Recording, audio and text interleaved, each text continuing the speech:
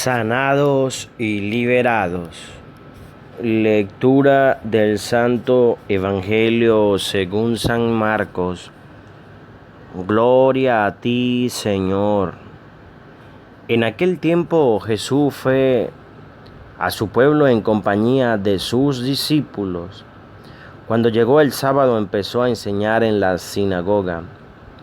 La multitud que lo oía se preguntaba asombrada: ¿de dónde saca todo eso?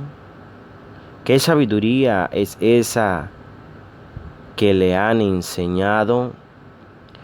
Y esos milagros de sus manos, ¿no es este el carpintero, el hijo de María, hermano de Santiago y José y Judas y Simón? ¿Y sus hermanas no viven con nosotros aquí? Y esto les resultaba escandaloso.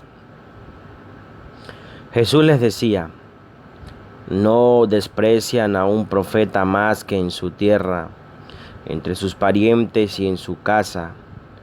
No pudo hacer allí ningún milagro, solo curó a algunos enfermos, imponiéndole las manos, y se extrañó de su falta de fe.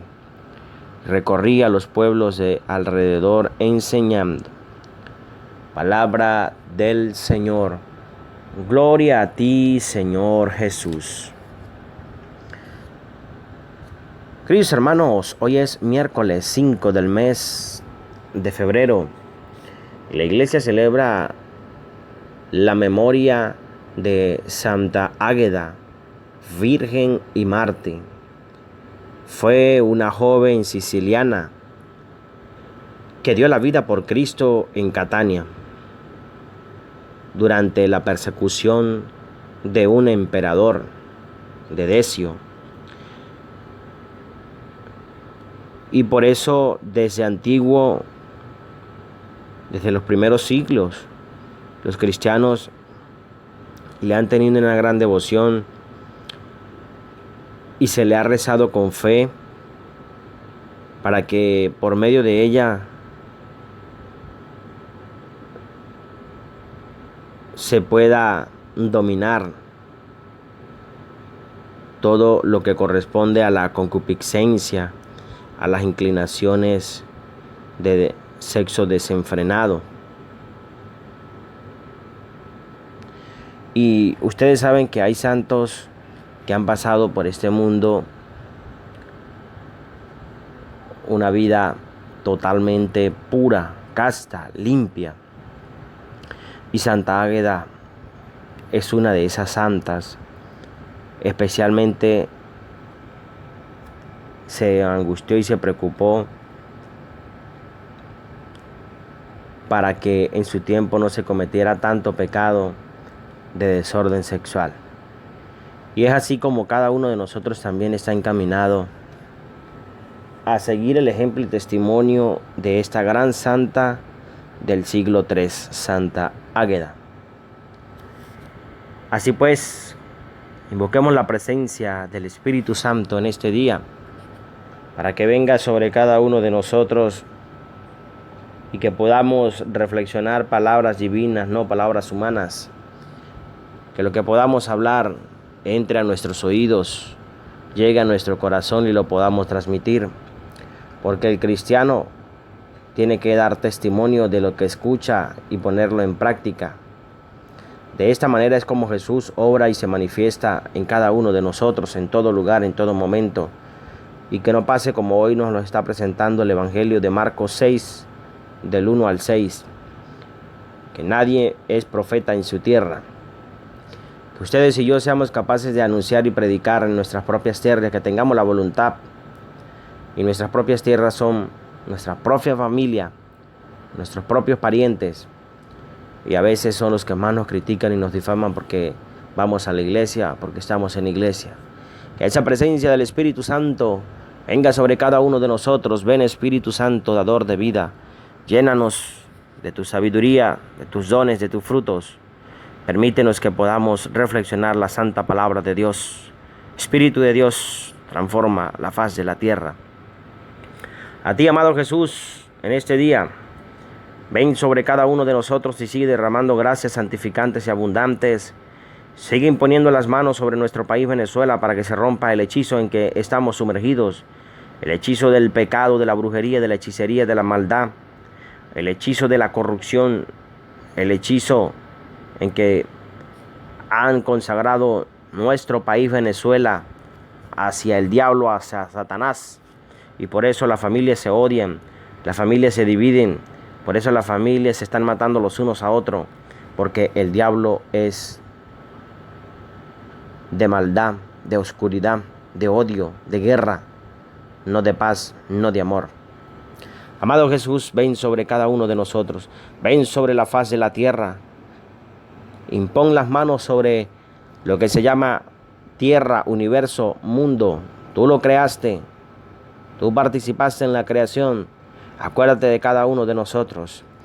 Permite que en todos los países se pueda amar, adorar, glorificar tu santo nombre, Señor. Hoy la palabra que hemos escuchado de Marcos en su capítulo 6, versículos del 1 al 6, se nos está anunciando que Jesús fue a su pueblo en compañía de sus discípulos. Jesús va a su pueblo a anunciar, a predicar. Cuando llegó el sábado empieza a enseñar en la sinagoga. Cuando llegó el sábado comienza a enseñar.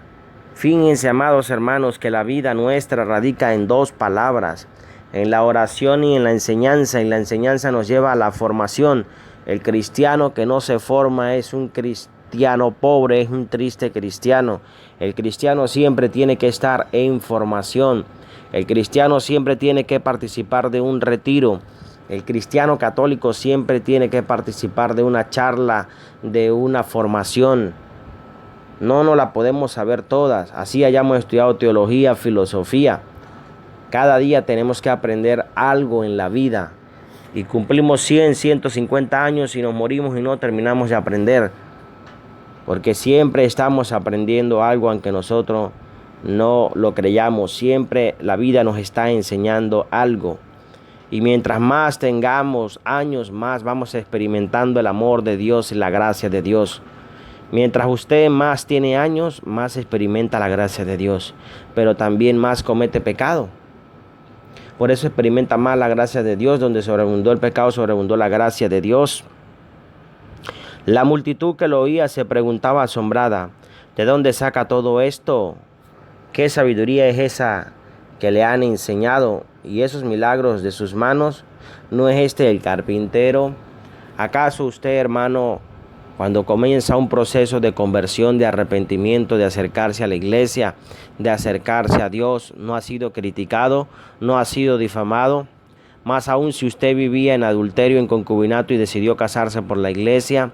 Más aún si usted fumaba droga o era drogadicto, o se ha salido de una desviación sexual, homosexualismo, lesbianismo, y usted comienza a ir a la iglesia, a convertirse, a arrepentirse, y comienza a trabajar en la iglesia como catequista, como encargado de un grupo, o coordinador de un grupo.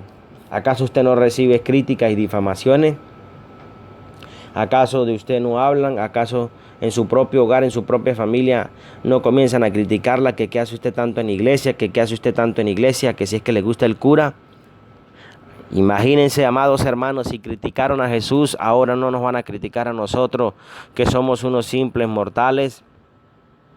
Por eso yo les digo, no se angustien, no se preocupen cuando los critiquen, cuando los difamen por causa del Señor, porque dice la misma palabra: yo colocaré en ustedes palabras sabias. Ustedes vayan, que yo me encargaré de ustedes. No nos angustiemos cuando nos difamen, no nos angustiemos cuando nos vayan a matar. Porque preocupémonos cuando vayan a matar el espíritu, y eso no va a pasar. Si matan el cuerpo, no importa. Si matan el espíritu, allí sí hay que tener preocupación, pero eso no va a pasar. Jesús irá delante de nosotros. El Espíritu Santo irá por delante, iluminando nuestro camino. ¿No es este el carpintero, el hijo de María, el hermano de Santiago y José y Judas y Simón? Y de aquí se agarran los hermanos cristianos evangélicos para decir que Jesús tuvo más hermanos y más hermanas. No viven con nosotros aquí y esto les resultaba escandaloso. Queremos dañar la reputación de las personas cuando quieren hacer el bien. no creemos en la conversión. Hay muchos cristianos que no creen en la conversión de sus hermanos y en vez de ayudarlo al crecimiento espiritual lo que hacen es criticarlo. Esto sucede hasta dentro de la Iglesia Católica. Hermanos que llegan de un proceso de conversión, un proceso de pecado, y los que están adentro liderizando lo que quieren es destruir, acabar, con miedo a que le quiten su liderazgo. Cuidado con nosotros ser partícipe de esto, porque todos pertenecemos al reino de Dios, todos pertenecemos al reino del Señor.